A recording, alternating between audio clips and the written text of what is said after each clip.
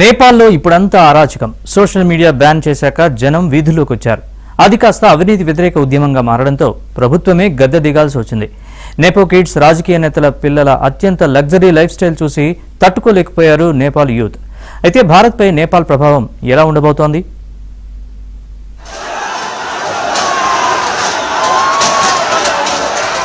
నేపాల్ హిమాలయాల్లో ఉండే పేద దేశం. సగం మంది మన దేశం వచ్చి బతుకుతూ ఉంటారు. చాలా మందికి నేపాల్లో పర్యాటక రంగమే ప్రధాన ఆదాయ వనరు. భారత్, చైనా వంటి భారీ శక్తివంతమైన దేశాల పొరుగున ఉన్న ఈ దేశంలో ఎవరెస్ట్ సహా ప్రపంచంలోనే అత్యంత ఎత్తైన శిఖరాలలో 8 శిఖరాలు ఉన్నాయి. భారత్, నేపాల్ మధ్య 1751 కిలోమీటర్ల పొడవైన సరిహద్దు ఉంది. సిక్కిం, పశ్చిమ బెంగాల్, బీహార్, ఉత్తరప్రదేశ్, ఉత్తరాఖండ్తో సరిహద్దు పంచుకుంటోంది. ప్రపంచంలోనే అత్యంత పేద దేశాల్లో ఒకటైన నేపాల్ ఆర్థిక వ్యవస్థ ఇతర దేశాల నుంచి అందే ఆర్థిక సాయం, పర్యాటక రంగాలపై ప్రధానంగా ఆధారపడి ఉంది.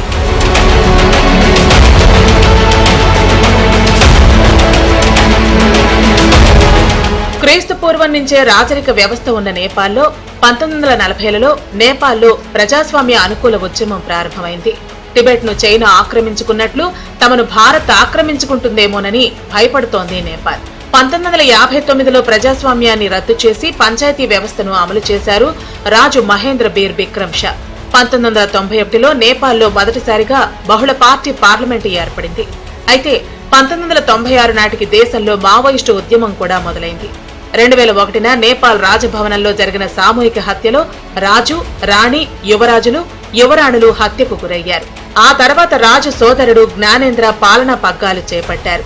2007లో తాత్కాలిక రాజ్యాంగ నిబంధనల ప్రకారం మావోయిస్టులు ఎన్నికలో గెలిచి పార్లమెంట్లో ప్రవేశించారు.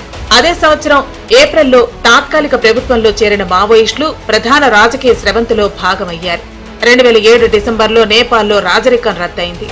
2008 నుంచి గణతంత్ర రాజ్యంగా ఉంది. రాజకీయాల్లో అవినీతి విపరీతంగా పెరిగిపోయింది. ప్రస్తుతం నేపాల్లో టిక్ టాక్ ట్రెండ్ అవుతోంది. నిరసనను నడిపిస్తున్న వారు టిక్ టాక్ లో అనేక వీడియోలను షేర్ చేసి ఆందోళనలో పాల్గొనాల్సిందిగా యువతను కోరుతున్నారు.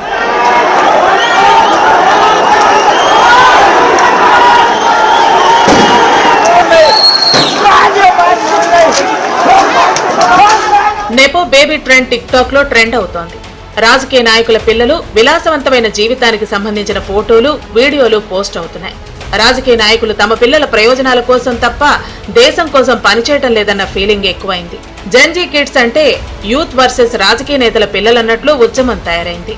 సాధారణ నేపాలీలు నిరుద్యోగం, తీవ్ర పేదరికంతో పోరాడుతుంటే రాజకీయ నాయకుల పిల్లలు మాత్రం విలాసవంతమైన జీవితాలు గడుపుతున్నారని యువత ఆగ్రహం వ్యక్తం చేస్తున్నారు. నేపాల్ మాజీ ఆరోగ్య మంత్రి బిరోద్ ఖతివాడ కుమార్తె 29 ఏళ్ల శృంఖల ఖతివాడ సోషల్ మీడియా నిండా విదేశీ ప్రయాణాలు, లగ్జరీ లైఫ్ వైరల్ పోస్టులే ఉన్నాయి. ఈమె మిస్ నేపాల్ కూడా. ఈమె ఇంటిని యువత తగలబెట్టేశారు. నేపాల్ ప్రముఖ గాయని, మాజీ ప్రధానమంత్రి షేర్ బహదూర్ దేవ్బా కోడలు శివానా పోస్టులు వైరల్ అయ్యాయి. విలాసవంతమైన గృహాలు, ఖరీదైన ఫ్యాషన్ సామాగ్రిని ప్రదర్శించే వీడియోలను పోస్ట్ చేసేవారు. నేపాల్ న్యాయమంత్రి బిందు కుమార్ థాపా కుమారుడు సౌగత్ థాపా లగ్జరీ లైఫ్ ఫోటోలు సోషల్ మీడియాలో పాపులర్ అయ్యాయి.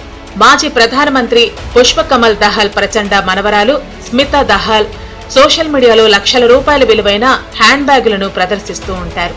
నేపాల్ ఆసియాలో అత్యంత అవినీతి దేశాల్లో ఒకటి. పోఖారా అంతర్జాతీయ విమానాశ్రయ నిర్మాణ సమయంలో కనీసం $71 మిలియన్ అవినీతి జరిగింది. తాము పేదరికంలో మగ్గిపోతుంటే నేతలు, వారి పిల్లలు మాత్రం డబ్బుల్లో మునిగి తేలటాన్ని జీర్ణించుకోలేకపోయారు. దీంతో వారంతా దేశంలో తిరుగుబాటుతో పాటు అరాచకానికి పాల్పడ్డారు. తీర్థయాత్రకని వెళ్ళాము, ముక్తినాథ్ అవన్నీ చూసుకొని కాట్మాండ్కి వెళ్ళాము. అక్కడ టెంపుల్ దర్శనం చేసుకొని కొంచెం గలాటలుగా ఉన్నాయని తెలిసి రూమ్కి వెళ్ళిపోయాం మేము.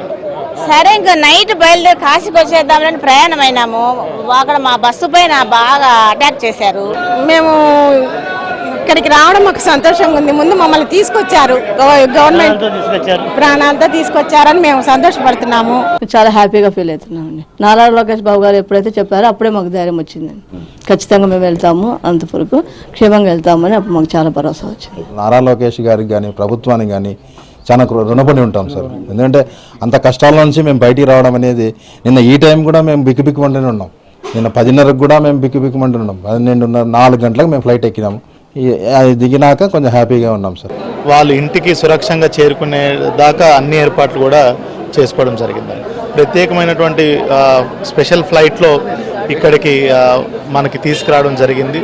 మేము సెప్టెంబర్ 1వ తేదీన ఉత్తర భారత్ నేపాల్ తీర్థయాత్రకు బయలుదేరాము 50 మందిని కలిసి. కానీ ఆ రోజు మధ్యాహ్నం నుంచి కర్ఫ్యూ సివియర్ కావటం వల్ల 5 కిలోమీటర్లు వెళ్ళగానే మాకు బస్సు మీద దాడి జరిగింది. మొత్తం అద్దాలన్నీ పగలగొట్టారు. అది బాగా చాలా స్ట్రాంగ్ అయిన వోల్వో బస్సు, అది ఏసీ బస్సు. దాని మొత్తం ముందు అద్దాలు, వెనక అద్దాలు, సైడ్లో అద్దాలు అన్ని పగలగొట్టి బస్సులోకి పెద్ద పెద్ద రాళ్లు కూడా వచ్చిపడ్డాయి. అందులో భాగం మా భార్య కూడా చిన్న దెబ్బ కూడా తగిలింది. ఖాట్మాండ్లోని ఇప్పటి సీన్స్ గతేడాది బంగ్లాదేశ్లో కనిపించాయి. 2022లో శ్రీలంకలోనూ ఇదే పరిస్థితి. చారిత్రాత్మకంగా ప్రజల మధ్య సంబంధాలతో పాటు ఆర్థికంగా వ్యూహాత్మకంగా 2 దేశాల మధ్య సంబంధాలు కొనసాగుతున్నాయి. నేపాల్ వ్యూహాత్మక స్థానం కావడంతో అక్కడి అస్థిరత ఇండియాలో ఆందోళన వ్యక్తమవుతోంది. భారత్లో దాదాపు 50 లక్షల మంది నేపాలీలు పనిచేస్తున్నారు. సరిహద్దు వెంబడి ఉండే ప్రజల మధ్య సన్నిహిత కుటుంబ సంబంధాలున్నాయి. వీసా, పాస్పోర్ట్ లేకుండా 2 దేశాల మధ్యన ప్రజలు ప్రయాణించవచ్చు. నేపాల్కు చెందిన 32,000 మంది గుర్జా సైనికులు భారత ఆర్మీలో పనిచేస్తున్నారు.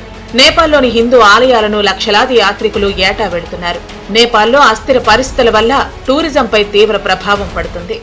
వీళ్ళు ఏదో ఒక $4 బిలియన్ ఈ పొలిటికల్ లీడర్స్ అంతా కొట్టేసి ఎంజాయ్ చేస్తున్నారనేటువంటి సోషల్ మీడియాలో రావడం, దీనికి తోడుగా ఈ సోషల్ మీడియాను బ్యాన్ చేసినారంటే మా చేతులు కట్టేసినారు, మా గొంతులు బిసికేసినారు, మా కళ్ళు మూసేసినారు అనే ఉద్దేశం పెట్టుకొని ఎవరైతే ఆర్గనైజేషన్ హెడ్ ఉన్నాడో, హమే నేపాలీ ఆర్గనైజేషన్ హెడ్, ఆయన నిప్పురవ్వ పెట్టినాడు.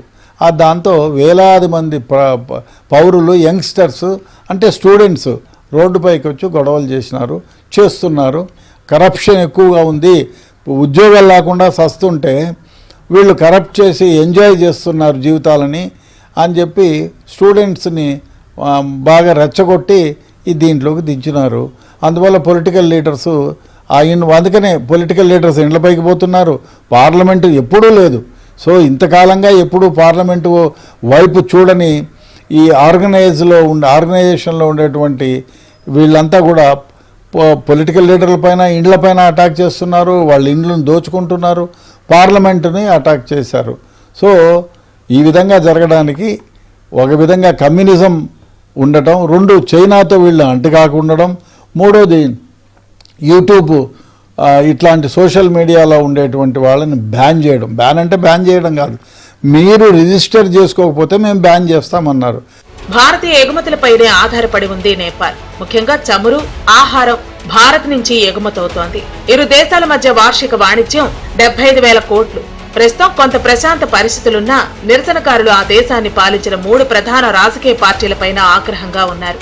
ఓలీ నేతృత్వంలోని communist party of Nepal, Sher Bahadur దేవ్బాకు చెందిన నేపాలీ కాంగ్రెస్, ప్రచండ నేతృత్వంలోని కమ్యూనిస్టు పార్టీ ఆఫ్ నేపాల్తో భారత్కు మంచి సంబంధాలున్నాయి. అయితే ఈ 3 పార్టీలు అవినీతిలో కూరుకుపోయాయని ఆందోళనకారులు అంటున్నారు. నేపాల్లో పరిస్థితులను దృష్టిలో ఉంచుకుని సరిహద్దుల్లో హై అలర్ట్ ప్రకటించింది భారత్. రాకపోకలపైన కఠిన ఆంక్షలు విధించారు. నేపాల్ జైళ్ల నుంచి తప్పించుకున్న ఖైదీల్లో కొందరు భారత్లోకి చొరబడ్డట్టు సమాచారం. 60 మందిని బీఎస్ఎఫ్ అదుపులోకి తీసుకుంది. నేపాల్ వెళ్లాల్సిన వేలాది లారీలు నిలిచిపోవడంతో వాణిజ్యంపై తీవ్ర ప్రభావం పడుతోంది.